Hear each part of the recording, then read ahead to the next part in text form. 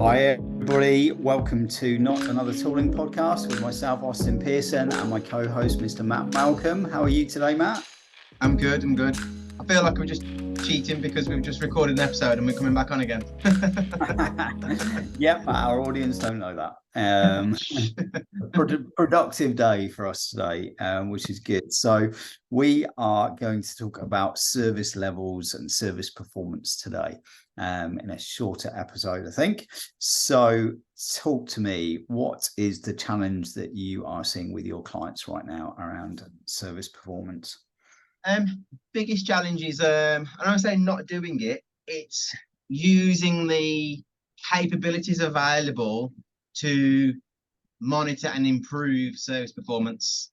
And I don't mean in a pure techie spaces, tweaking like applications or anything like that. Just generally, how is the service performing? You know, how quick are things being processed? Again, not the application, but service items, requests, incidents, problems, changes, things like that.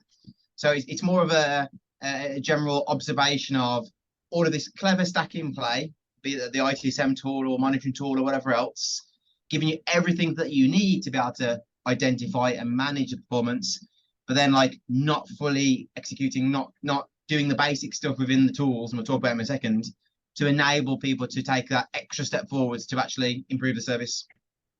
Yes. Yeah, I totally agree with that. And I see that all the time. And although I do have a question on that, which is, I do think there are certain vendors who want to charge extra for some of those functions, and therefore it's not always as easy as it seems to do those. I think so. Obviously, you probably imagine which vendor you're talking about, but you're talking there around like the user experience side of the performance, right? That's like, is that what you're alluding to? I guess the performance analytics was. Yeah. Okay. I mean, that's like dead fancy stuff. I don't even think a lot of organizations need to go that far. And what I mean by that is like, I thought you were heading down the monitoring and visibility performance side of things, which is another mature space and expensive for some. No, I'm like back to basics, man. Like, what's happening with how many incidents have you got? How long does it take to process? How many times do things take to be realigned or reassigned? How long does the average response time for a P2 to be resolved? Have you got any service targets associated to anything for internal movement tickets? How do you deal with your vendors? Do you have an SLA or OLA with your vendors? Is that recognized in the tool that you've got to sort of observe that and then track it and then do some remediation of it? It's that level of basic activity is what I'm referring to versus I guess some people might call some degrees of analytics, but it's not. It's just like there, ready data, the tools and products, nearly every one of those products in the market, no matter how mature or not it is, it's going to have that ability to manage that level of service performance. I know it's a very broad space, but that's the angle I was coming at, is the basics, man. Yeah, I would totally agree with that. The number of times that I like you talked about incident reassignments there, right? This is one of my favorite topics, and I don't think I've ever spoken to a customer who knows the answer to how many times they reassign incidents, and I end up doing that on their behalf with a bit of Excel spreadsheet magic, which is really simple. Like, surely you know this, and nobody does. And we do have that particular magic. We have got that episode in real time being released in a few days' time, but by the time this one comes out, it'll probably be back a handful of episodes. But looking at your data to be able to make those decisions, reassignment, volume has been a problem to observe in that method. Yeah, I agree. I mean, for me, it's like, it's the dashboard on your car, right? You know where you're going and whatever, but you want to know that the car is functioning well, it's doing what it's supposed to be doing, you're in the speed limit, all that sort of thing. I think most people drive along without looking at the dashboard. And this is what we're I talking like that analogy here, I think. is you're coming in, and most of the time you're fairly reactive, right? And stuff is coming in, incidents are coming in, and you're dealing with them, versus using the dashboarding capability or reporting or whatever it is. I mean, there's often some reporting to say, yeah, how many incidents have we had this week and stuff like that, but not to know that on a real-time basis and to start to use that data to do something about it. I'm just thinking of like if there was, it's not an analogy, maybe a brief comparison, but like look at like monitoring, more historical monitoring, I guess, where is the thing up, is it down? Whatever the product is, doesn't matter. Is it up, is it down? And these days, though, say these days probably happened over time, but when you're looking at monitoring now, it's more of the performance, how fast, how slow, how expensive, how etc. Is the user having a good experience? All of those sort of micro metrics, let's call them. Yeah. You convert that to looking at the service performance. A lot of organizations are still looking if it's up, if it's down, how many incidents, how many of this type, and it's a very static approach versus, well, how long did that take? How many times did that take place? Like that almost that real-time sort of view where you're looking at what was the life cycle of that ticket? Not there was a ticket. There was a ticket, okay, cool. And there's 100 of those tickets, okay, cool. That's old school equivalent to monitoring up, down versus, well, how long did that ticket take? How many different teams did it go to? Did you do a satisfaction survey and the user said it was great or bad? That level, that would be like the equivalent if I was trying to compare service performance from a performance monitoring perspective versus digging into the tickets beyond just the the unit metric, the how fast, how slow kind of thing. Yeah. So why would you want to do that? Same reason you'd want to do the granular perspective of your monitoring, like having that snapshot view of a bunch of stuff being up or down, that tells you there's a problem. But you want to know a bit more. You want to know like why. If you've got 5 tickets that has taken 10 days to resolve versus 100 tickets that's taken 3 days to resolve, where's people's attention normally going to go? They'll look at the volume, they'll look at the stuff over here. When actually, if you pay attention to the granular details, which you can orchestrate yourself through applying some basic service levels or OLAs, service targets, whatever it needs to be, then you know that these 5 tickets has a higher cost to the business than these 100 tickets. So it's beyond just the volume. You get through the woods, and then you start to see actually these are problems, but people don't see that. No, and you get into one of my favorite metrics that that people never really understand. In fact, I don't know anybody who could ever answer this question so far, is how much does an incident cost you? Yeah. Which I'm like, why would you not know the answer to that question? But nobody ever does, right? And then you're trying to reduce that cost, right? Because you're in IT operations, we're in a space where cost is always being squeezed, and we've got this crazy dynamic at the moment where everything is getting way more complex because we're sticking it in the cloud, in microservices and whatever, instead of an AS400 in the corner. And yet our budgets are being squeezed, and we're like, oh, right, you've got 7% less money to do your job this year, but yeah, it is much harder. So, one of the first things I'd want to be doing is looking at this kind of dashboard that you've talked about to get a handle on, where are we spending our time and money, so that we could start to improve the service, because that improved service means our customers internally and externally are happier and likely to stay with us. But B, where could we start to take cost out? Or, and some of these are like really basic. You talked about vendor SLAs. Like if your SLA to the business is X and your vendor SLA is Y, then you're always going to have this problem. And how many times have we seen that? And then you always get in trouble. But it's definitely an interesting one. So what would be the top 3 things then, if somebody is like, I don't really use those tools. I'm just reactive. And what would be the top 3 metrics that you'd say, stick these on a dashboard in the next week and start asking the question, why are these metrics like they are? One, I guess, can't be done right away, but just from a more like stepping out block perspective, is getting hands on the data. So the instant walkthrough that we've done before, so just understand what's going on with it, just to see firstly, because no one ever looks, not ever, sorry.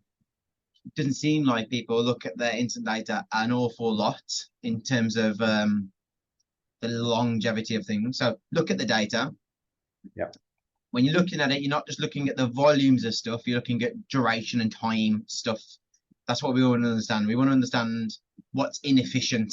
And that might be how long it's been open, how many reassignments, has it been recategorized? Is the category got raised as close to something different? Those kind of inefficiencies. Once we at least understand that, we've got a scale of the problem, assuming there is a problem. After that, I'd probably start adding some very, very basic crude service targets. Don't even need to be service levels, but some basic service targets to address those problems. And the service targets could be, we don't allow, or we don't look favorably on tickets that are reassigned more than 2 times. I'm making this up, but looking at the problem, create your service targets that essentially highlight when that problem is taking place. It might still be legitimate that something's been reassigned a bunch of times, but it takes a longer period of time, and that's fine. But set up your service targets, because most of these ITSM tools that we're dealing with have some visibility to go, your service isn't looking so great because of these targets are going to hit. So set them up. If you don't set them up, you can't see them. And then when you can start to see them, you can begin to understand we talked about it on an earlier podcast, but how you can be proactive, like this is happening, so we should do this. But you need to go through those stages, getting that visibility, creating your markers, let's call it, which ultimately create your dashboard to your car analogy. And then when you've got that visibility of the lay of the land in real time almost, you're going to be in a better position to go fix it, which ultimately would move to something being proactive, maybe cleaning up data categories, maybe throwing in some automation. But ultimately, if you don't know what's happening with this information, you're never going to get to that point of being able to fix it. But overall, this then improves service, at least to a consumer perspective, as in a business consumer perspective.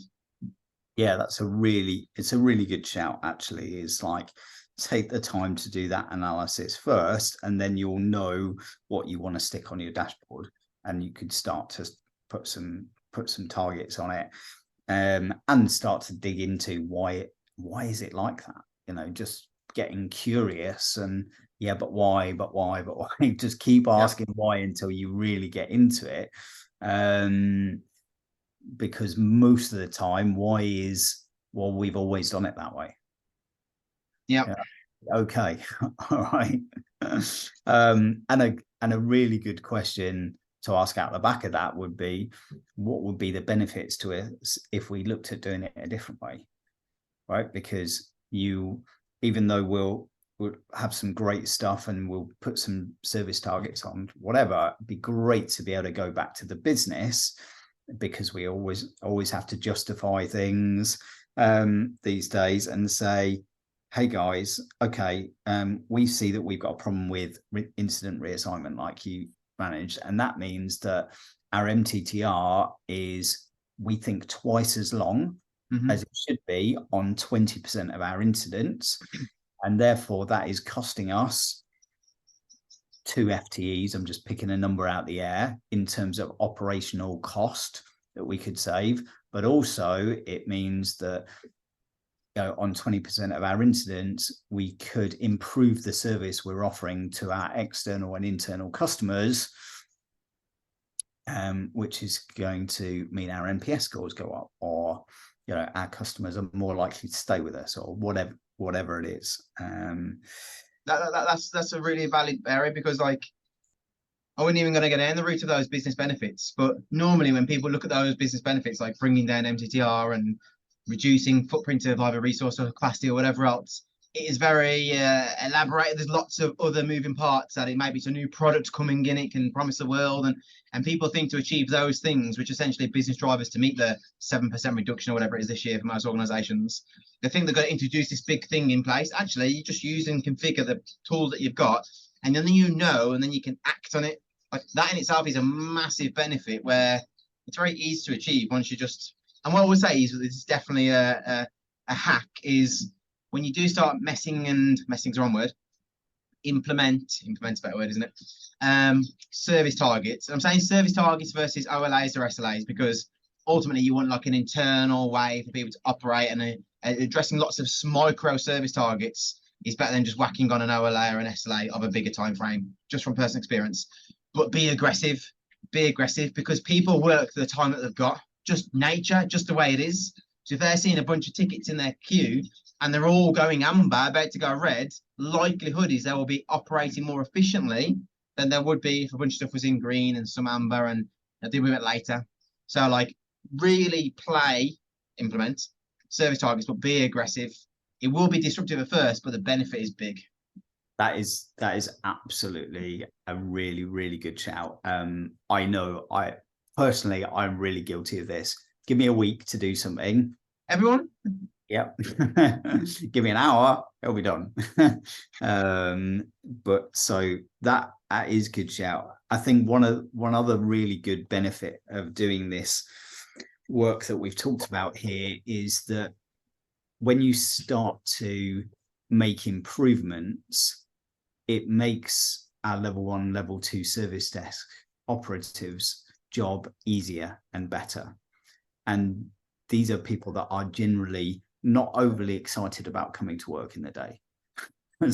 Everybody is calling them up with their problem and they don't have enough data to fix the problem, and it's reactive and yada, yada, yada. So every time you improve something that we've talked about today, you make their life easier and better, and they like coming to work more, particularly if you can then relate it back to the business benefits, and they're not just turning up to fix PC issues all day. They're turning up because they're improving their customers' experience in the business, and therefore Joe Bloggs' mum can get her money out of the cash machine on time so that she can pick up a prescription at the pharmacy, and it's not that the ATM is broken yet again and she can't do that, and yada yada. It's like a real world impact of doing that. Small changes, big impacts. And small changes are not even introducing any new tech, just configure what you've got,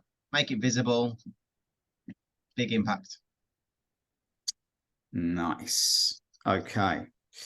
So we have been talking about service levels and service performance today. And firstly, using the capabilities that you have to be able to monitor service performance. What we meant by that was how many incidents have you got? What's your average response time for these incidents? How many times do they get reassigned? You know, what are your vendor SLAs? Do they meet with your SLAs with the business? You know, what KPIs have you got, etc. So it gives you, once you start to be able to visualize those things, it gives you visibility into your problem so that you can ask the best question, which is why. So the place to start is do some analysis first. Have a look at our incident extract podcast for how to do that, but understand where your problems are. Not just how many, but their duration, the time spent on them, reassignment, recategorizing, all that kind of stuff. You can then bring some basic service targets to those and start to dashboard those. And Matt's good hack on that was be aggressive with your service targets, because people will work far better under pressure if you've got aggressive service targets. And then once you've done that, you can start to be proactive. And I would also say track the business benefits of the improvements that you're making and ensure that your staff understand those. There's some really small changes here that can make a big impact to them personally, their job satisfaction and coming in, but also they really help to show to the business the impact that you're bringing. Good summary. Wonderful. Thank you very much for watching, everyone. If you've got any great hacks like Matt had there, please drop them in the comments. Love to know how you feel about this, what you've implemented that has really worked, any pushback you've had on any of this stuff. And as always, if you've got any ideas for future podcast topics or would like to be a guest on the show, then drop Matt or I a line and we would love to chat to you. Thank you very much for your time. Take care.